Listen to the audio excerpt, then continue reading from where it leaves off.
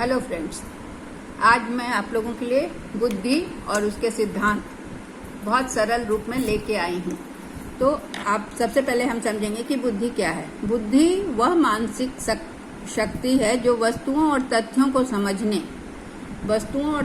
समझने उनमें मतलब जो भी फैक्ट्स है और वो चीज़ हैं उनको समझना और उनमें आपसी संबंध खोजना तथा तर्कपूर्ण ज्ञान प्राप्त करने में सहायक होती है। ठीक है, बुद्धि एक सामान्य योग्यता है। इसको अलग अलग साइकोलॉजिस्ट ने अलग अलग तरह से परिभाषित किया है। टर्मेन का कहना है कि अमूर्त वस्तुओं के संबंध में विचार करने की योग्यता बुद्धि है। अमूर्त वस्तुएं क्या हुई? जिनको हम देख नहीं सकते, काल्पनिक वस्तुएं, उनके बारे में जब कोई विचार करता है तो वो जो कर पाता है वो बुद्धिमान है, उसके पास बुद्धि है, अमूर्त वस्तुओं के संबंध में विचार कर लेता है। दूसरा है, गाल्टन ने इसे परिभाषित किया है कि बुद्धि विभेद करने एवं चयन करने की योग्यता है। ठीक है, विभेद करना मतलब दो वस्तुओं में डिफ्रेंशिएट करना कि क्या अंतर है, ये अगर समझ में आ रहा है तो वो व्यक्ति बुद्धिमान है। और सही चयन करने की जो योग्यता होती है उसे बुद्धि कहते हैं। स्टर्न का कहना है कि नवीन परिस्थितियों के साथ समायोजन करना बुद्धि है। तो बुद्धि सबसे बड़ा बुद्धिमान वो होता है, या बुद्धि की जो परख होती है, जब कोई व्यक्ति नए परिस्थितियों में जाकर और उसके साथ एडजस्ट कर जाता है। मतलब हर परिस्थिति में, सपोज कीजिए कि आप शहर में रहते हैं, आपको सारी सुविधाएं हैं और आपको गांव में जाकर रहना होता है जहां पंखा नहीं है या गर्मी ज़्यादा है, और आप वहां एडजस्ट कर जाते हैं। उस परिस्थिति में भी बिना किसी प्रॉब्लम को क्रिएट किए आप वहाँ एडजस्ट करते हैं। तो ये वहाँ पर जो समायोजन आप करते हैं नवीन परिस्थितियों में, तो ये बुद्धि है, ये आपकी बुद्धिमत्ता को शो करता है। बुद्धि 3 प्रकार के होते हैं: मूर्त बुद्धि, अमूर्त बुद्धि और सामाजिक बुद्धि। तो मूर्त बुद्धि क्या होती है? मूर्त बुद्धि जो होती है उसमें कोई भी चीज सॉलिड, ठोस चीजों से संबंधित होती है, जैसे मशीन, यांत्रिक या मशीन को ऑपरेट करना, ये सब कार्य जो कर लेता है उसे हम मूर्त बुद्धि वाला कहते हैं। जैसे इंजीनियर होता है, मिस्त्री होता है, मैकेनिक होता है, ये सारे मूर्त बुद्धि वाले होते हैं। अमूर्त बुद्धि वाले जो होते हैं वो पढ़ने लिखने वाले होते हैं, तार्किक चिंतन करने वाले होते हैं, मनोवैज्ञानिक होते हैं जो लोगों के मनोभाव को समझते हैं, या चित्रकार होते हैं। तो उन्हें हम अमूर्त बुद्धि उनके पास होती है, ताकि वो ये सारी चीजें, तार्किक चिंतन जो दिख नहीं रहा है उसके बारे में सोचना, उसके बारे में डायग्नोज करना, साइकोलॉजिस्ट जो होते हैं, डॉक्टर जो होते हैं, ये सारे जो होते हैं उनके पास अमूर्त बुद्धि होती है। और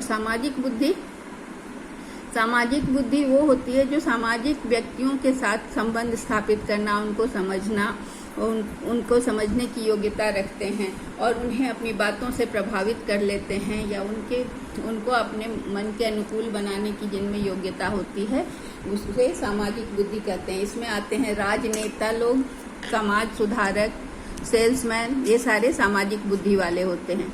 अब हम बुद्धि के कुछ सिद्धांतों को एकदम सरल रूप में समझेंगे जो कि आपको परीक्षा में बहुत सहायक होगा। तो पहला सिद्धांत है, मैंने बिल्कुल सिंपल वे में लिखा है ताकि आप इसे याद कर रख सकें। तो पहला बुद्धि का सिद्धांत है एक कारक सिद्धांत, जिसको सिंगल फैक्टर, 1 फैक्टर थ्योरी भी कहते हैं या सिंगल फैक्टर थ्योरी कहते हैं, जिसको अल्फ्रेड बिने ने दिया था। अल्फ्रेड बिने का दिया हुआ ये सिद्धांत है। तो इसमें आपको नाम याद रखना है कि सिंगल फैक्टर थ्योरी किसका दिया हुआ है, तो अल्फ्रेड बिने का। अल्फ्रेड बिने एक कारक सिद्धांत दिया, उनके अनुसार क्या है कि बुद्धि एक अखंड तथा अविभाज्य तत्व से बनी है। मतलब कि अगर आपके बुद्धि जो है वो एक ही तत्व से बना है, उसमें अलग अलग एस्पेक्ट नहीं है, अलग अलग उसके हिस्से नहीं है। तो अगर उनका कहना है कि अगर कोई व्यक्ति एक क्षेत्र में प्रतिभाशाली है तो दूसरे क्षेत्र में भी प्रतिभाशाली होगा। मतलब कि एक ही बुद्धि है जो उसको इस क्षेत्र में भी प्रतिभाशाली बनाती है, दूसरे क्षेत्र में। जॉनसन ने उदाहरण दिया है कि अगर न्यूटन कविता करते तो अच्छे कवि होते, क्योंकि वो एक अच्छे साइंटिस्ट थे, अच्छा उनका साइंस का खोज था, तो उन्होंने साइंस में अच्छा खोज किया। तो अगर वो कविता करते तो भी वो अच्छे कवि होते। मतलब एक ही फैक्टर है, जो भी काम करते उसमें वो अच्छे होते। ठीक है। दूसरा है बहुकारक सिद्धांत, मल्टी फैक्टर। मल्टी फैक्टर ने थॉर्नडाइक का दिया हुआ सिद्धांत है, जिसमें क्या है कि बहुतत्व सिद्धांत कहते हैं। इसको परमाणुवादी सिद्धांत भी कहते हैं, बालू का टीला का सिद्धांत भी कहते हैं। थॉर्नडाइक का कहना है कि बुद्धि बहुत प्रकार की शक्तियों का एक समूह है, बहुत प्रकार का कारक है, जिसका एक ग्रुप है, वो बुद्धि है। और इन विभिन्न प्रकार के कारक या शक्तियों में किसी प्रकार की समानता आवश्यक नहीं है। इसके पहले मुझे बता देना चाहिए था जी फैक्टर वाला, ठीक है, फिर आप उसको भी समझ लेंगे।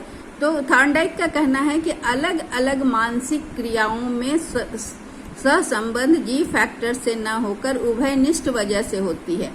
उनका कहना है, जैसे अभी इसके पहले एक द्विकारक सिद्धांत हम लोग पहले समझ लें, तब इसको समझेंगे।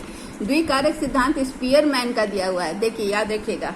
एक कारक वाला जो था वो अल्फ्रेड बिने का था। द्विकारक सिद्धांत, टू फैक्टर थ्योरी किसके द्वारा दिया गया है? स्पीयरमैन ने बुद्धि के दो तत्व बताए हैं। बोले, उनका कहना है कि बुद्धि के दो तत्व होते हैं, एक होता है जनरल फैक्टर जिसको सामान्य कारक कहते हैं, और दूसरा होता है विशिष्ट कारक। तो उनका कहना है कि जनरल फैक्टर जो है वो सब में पाया जाता है, ये जन्मजात होता है और वंशानुगत लक्षणों के रूप में प्राप्त होता है। तो जी फैक्टर हर के पास होता है, इस पर वातावरण का प्रभाव नहीं पड़ता, वो इनबॉर्न होता है, जन्म से होता है और हर व्यक्ति के पास होता है, इसे अर्जित नहीं किया जा सकता है। सभी क्रियाओं में उसका मान इकाई होता है, मतलब कोई भी आप कार्य करते हैं तो उसमें जी फैक्टर समान रूप से रहता है, चाहे आप साइकिल चलाएं, चाहे आप गाड़ी चलाएं, चाहे आप लिखें, चाहे आप गाना गाएं, तो जी फैक्टर जो है वो सब में समान रूप से होगा। तो इसलिए इसे सामान्य मानसिक ऊर्जा स्पीयरमैन ने कहा। और विशिष्ट कारक क्या होता है? उसको एस कहा जाता है, स्पेसिफिक फैक्टर। जी फैक्टर हो गया जनरल फैक्टर और एस हो गया स्पेसिफिक फैक्टर। उनका कहना है स्पीयरमैन का कि स्पेसिफिक फैक्टर वंशानुगत नहीं होता, ये जन्मजात नहीं होता, ये वातावरण के द्वारा अर्जित होता है। इस पर परीक्षण और वातावरण का प्रभाव पड़ता है। इसके लिए हर कार्य को करने के लिए अलग अलग मान होता है। जैसे मान लीजिए कि किसी जी फैक्टर तो सबके पास होता है। अब मान लीजिए जी फैक्टर के साथ किसी को अगर संगीत आता है तो S1 हो गया, उसके बाद अगर वो डांस भी कर सकता है तो S2 हो गया, फिर अगर वो पेंटिंग भी कर सकता है तो S3। तो मतलब कहने का है कि जी फैक्टर एक ही रहा और क्या क्या फैक्टर जुड़ता गया, S1 से संगीत हो गया, इससे पेंटिंग हो गया और इससे डांस हो गया। तो जितना भी उसका स्पेसिफिक फैक्टर होगा, जितना चीज वो कर पाएगा, वो सबका अलग अलग मान होगा। तो इसे हम द्विकारक सिद्धांत कहते हैं। अब द्विकारक सिद्धांत के बाद स्पीयरमैन ने त्रिकारक सिद्धांत भी दिया। पहले ये तीनों को समझ लेंगे ना, द्विकारक, एक कारक, द्विकारक, त्रिकारक, तो हम लोग को फिर बहुकारक समझने में आसानी होगी, इसलिए मैं पहले इस पर शिफ्ट कर गई। तो स्पीयरमैन का ही दिया हुआ ये सिद्धांत भी है। पहला सिद्धांत था अल्फ्रेड बिने का, एक कारक, और द्विकारक और त्रिकारक किसका दिया हुआ है? स्पीयरमैन का। स्पीयरमैन ने द्विकारक में जनरल और स्पेसिफिक फैक्टर बताया, अब त्रिकारक में उन्होंने थोड़ा सा चेंज कर दिया, अपने द्वितत्व या द्विकारक सिद्धांत में संशोधन करके उन्होंने तीसरा तत्व बोला, सामूहिक तत्व, जिसको कलेक्टिव फैक्टर कहते हैं। पहला था जी, दूसरा था एस और तीसरा उन्होंने कलेक्टिव फैक्टर जोड़ दिया। तो कहा कि कुछ लोग में ऐसे व्यक्ति होते हैं जी का, तो उन्होंने पहले भी बता दिया कि जी हर किसी व्यक्ति में होता है, हर के पास सामान्य कारक होता है और विशिष्ट कारक सब में अलग अलग होते हैं। कोई पेंटर होता है, कोई म्यूजिशियन होता है, कोई डांसर होता है, कोई एथलीट होता है, कोई पोएट होता है, सब में एस फैक्टर अलग अलग होता है। लेकिन उन्होंने त्रिकारक सिद्धांत में ये बताया कि किसी किसी में ये दोनों साथ में पाया जाता है, ठीक है। जी कारक और एस कारक दोनों साथ होगा, अगर किसी में जी प्लस एस दोनों में साथ साथ होगा तो उसे कलेक्टिव कारक कहेंगे, कलेक्टिव होता है। और तो लेकिन ऐसे भी तो जी के साथ एस पाया ही जाता है। ये त्रिकारक सिद्धांत और ये द्विकारक सिद्धांत में भी तो अलग अलग को जोड़ के, और कलेक्टिव का मतलब है कि कुछ व्यक्ति ऐसे होते हैं जिसमें जी कारक और एस कारक दोनों साथ में पाए जाते हैं। तो ये तो द्विकारक सिद्धांत में भी हो ही गया कि, लेकिन ये है कि हर व्यक्ति का अलग अलग एस फैक्टर होता है, इसमें इन्होंने ये बताया। और स्त्री कारक में उन्होंने बताया कि किसी व्यक्ति में सब दोनों मिला के होता है। ठीक है, अब बहुकारक सिद्धांत हम देखेंगे। बहुकारक सिद्धांत में थॉर्नडाइक का सिद्धांत है, जिसको बहुतत्व सिद्धांत भी कहा जाता है, फिर परमाणुवादी सिद्धांत भी कहा जाता है, और बालू का टीला का सिद्धांत भी कहा जाता है। तो बुद्धि जो है, थॉर्नडाइक के अनुसार बुद्धि कई प्रकार की शक्तियों का एक समूह है, और इन विभिन्न प्रकार की शक्तियों में, शक्ति मतलब कारक, बहुत प्रकार के कारकों का एक समूह है, और इन विभिन्न प्रकार के कारकों में किसी प्रकार की समानता आवश्यक नहीं है। वो कहते हैं कि अलग अलग मानसिक क्रियाओं में जो कोरिलेशन होता है या सहसंबंध जी फैक्टर से न होकर उभयनिष्ठ वजह होती है। मतलब बुद्धि बाहर के अनुभव से आती है, उसमें बुद्धि विभिन्न कारकों का मिश्रण है, और जिसमें कई योग्यताएं निहित होती है और स्वतंत्र रूप से कार्य करती हैं। उन्होंने कहा कि अपने सिद्धांत की तुलना उन्होंने बालू के टीले से की, जिसमें बालू का टीला इस तरह का होता है, तो उसमें आकृति है, आकार है, कई फैक्टर आ रहा है ना, बहुकारक सिद्धांत बताया तो आकृति है, आकार है, लंबाई है, चौड़ाई है, ये सारा गुण है। तो उनका कहना है कि जो सिद्धांत है वो मतलब उभयनिष्ठ वजह से है। मानसिक क्रियाओं का संबंध जो है, बुद्धि जो है वो कई फैक्टर से प्रभावित होती है, जिसमें आकृति, आकार, लंबाई, चौड़ाई सभी। तो इस बालू का टीला में उभयनिष्ठ वजह क्या हो गया, जी फैक्टर भी हो गया, एस फैक्टर भी हो गया, और उन दोनों जो फैक्टर दोनों में हो, उभयनिष्ठ मतलब जो दोनों में हो। तो बाहर के अनुभव से आ रही है अगर बुद्धि, तो उसमें जी फैक्टर भी है और एस फैक्टर भी है, तो उसको मिलाकर बहुतत्व सिद्धांत, बहुतत्व के साथ कई कारकों के समूह, कारक क्या क्या आ गए इसमें, बालू का टीला में आकृति, आकार, लंबाई, चौड़ाई, सारे गुणों को मिलाकर बुद्धि बनती है। बालू का टीला जैसे बनता है, उसमें आकृति, आकार, लंबाई, चौड़ाई होती है, उसी तरह बुद्धि में बहुत सारे कारक होते हैं। अगला है समूह कारक सिद्धांत। समूह कारक सिद्धांत में क्या होता है, ये थर्स्टन का दिया हुआ है। थर्स्टन के अनुसार थर्स्टन ने बुद्धि के सामान्य कारकों को और न ही विशिष्ट कारकों का प्रदर्शन है। थर्स्टन का कहना है कि बुद्धि में न तो जी फैक्टर होता है और ना ही एस फैक्टर, विशिष्ट कारक मतलब एस फैक्टर, ठीक है, बल्कि कुछ मौलिक कारक समूह में कार्य करके कुछ मौलिक कारक होते हैं, ना जनरल कारक होते हैं, ना स्पेसिफिक कारक होते हैं, बल्कि कुछ मौलिक कारक होते हैं जो मिलकर बुद्धि का प्रदर्शन करते हैं। दो या दो से अधिक मौलिक कारक मिलकर समूह बनाते हैं। ठीक है, मूल्य या मौलिक कर दें, यहाँ मौलिक कारक मिलकर समूह बनाते हैं जो व्यक्ति को किसी क्षेत्र में उसकी बुद्धि का प्रदर्शन करते हैं। थर्स्टन के अनुसार बुद्धि के मूल कारक कौन कौन से हैं, तो उसने 7 कारक बताए। उसमें पहला है वर्बल एबिलिटी, जिसमें कि शब्द बोलने की योग्यता, वर्बल जिसके पास शब्द होते हैं, लेखक होता है, वो स्पीकर होता है, वैसे व्यक्ति।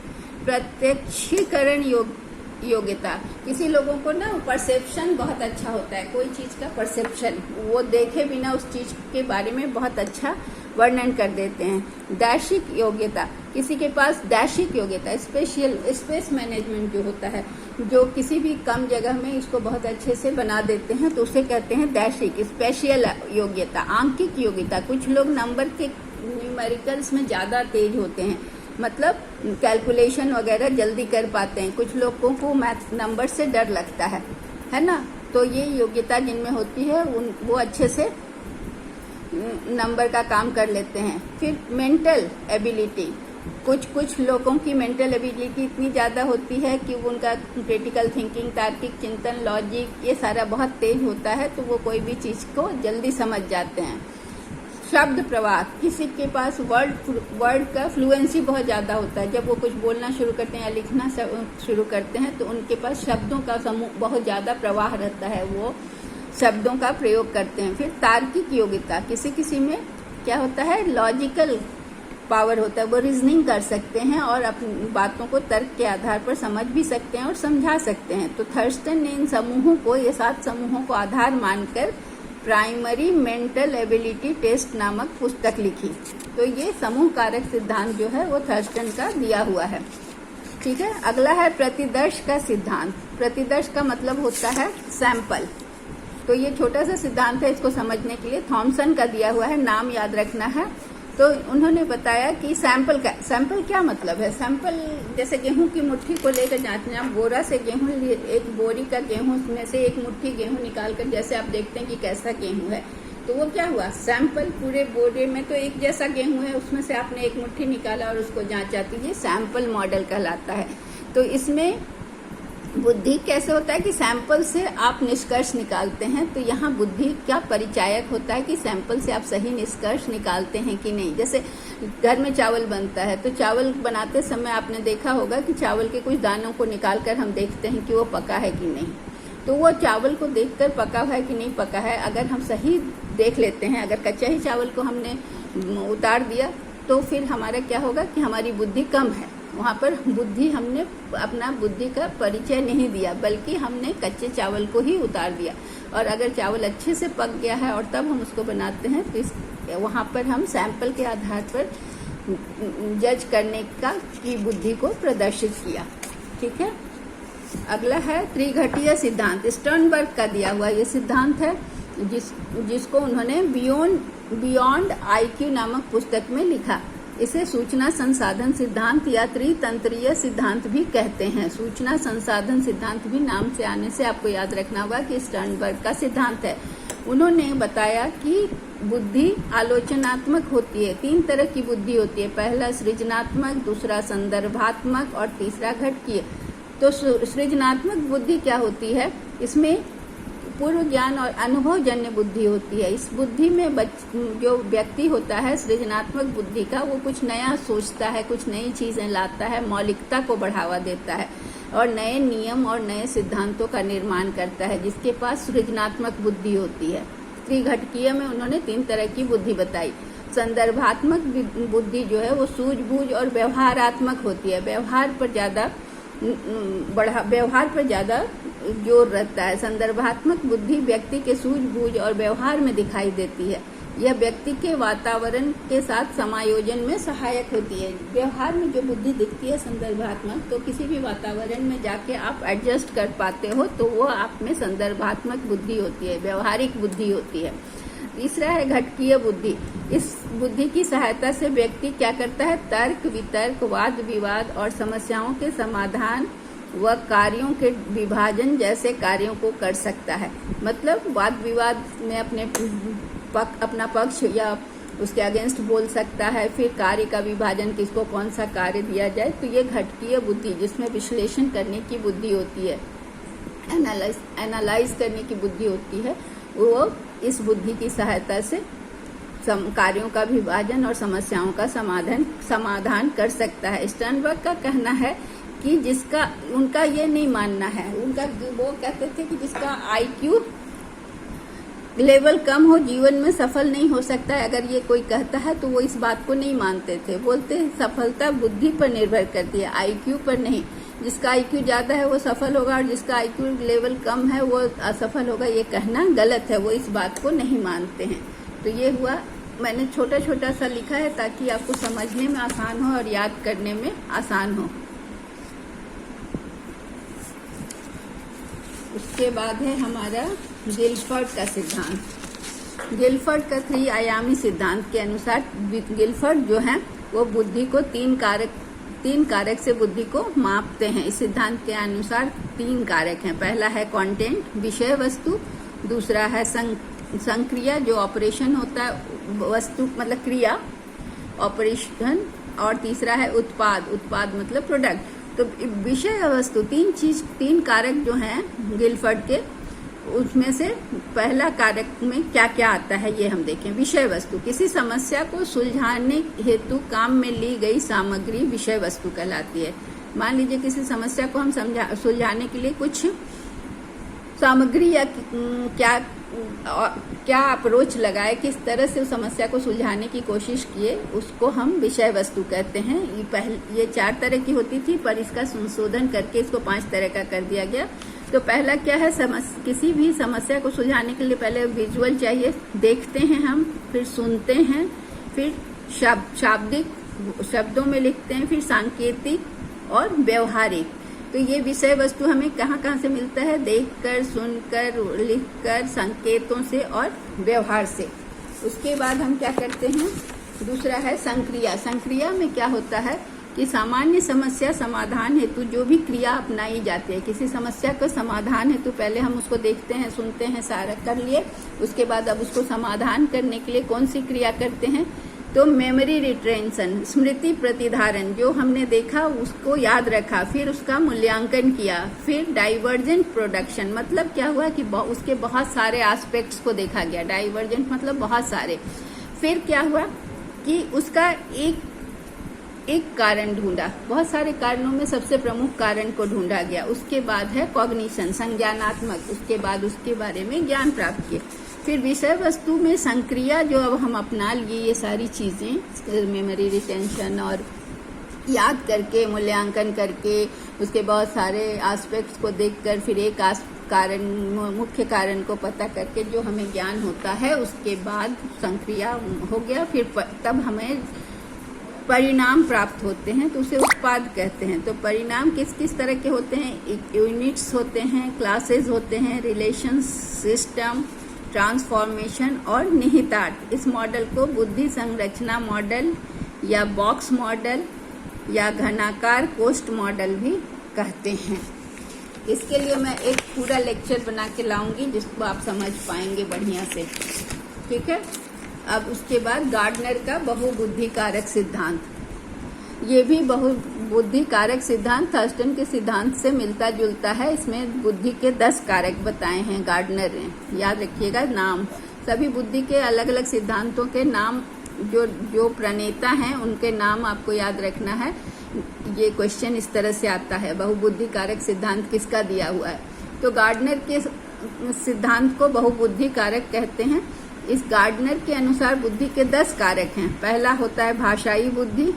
जिसके पास भाषाई बुद्धि होता है वो क्या होते हैं? लेखक, साहित्यकार, शिक्षक, जो बोल पाते हैं, भाषा जिनकी समृद्ध होती है। संगीतात्मक बुद्धि किसको कहते हैं? तो जो गीतकार होते हैं, संगीतज्ञ होते हैं, वाद्य यंत्र बजाने वाले होते हैं, उनके पास कौन सी बुद्धि होती है? संगीतात्मक बुद्धि।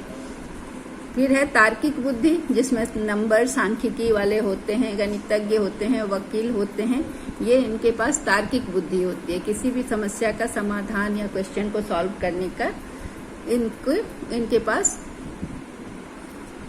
इनके पास आइडिया होता है। और जो वकील होते हैं वो किसी भी केस के फेवर में फैसला करवाते हैं अपने तर्कों के आधार पर। फिर होता है स्थानिक बुद्धि, मतलब किसी स्थान को कैसे यूज करना है, कैसे स्पेस को यूज करना है, ये सारा थर्स्टन में भी हमने देखा था ना। तो इसलिए गड़बड़ाना नहीं है, याद रखना है। इसमें क्या है? स्थानिक बुद्धि। स्थानिक बुद्धि में आते हैं कारीगर, मूर्तिकार, मिस्त्री, इंजीनियर, वो कम जगह में कुछ बना देना, एक पत्थर से मूर्ति तराश लेना, ये सारे।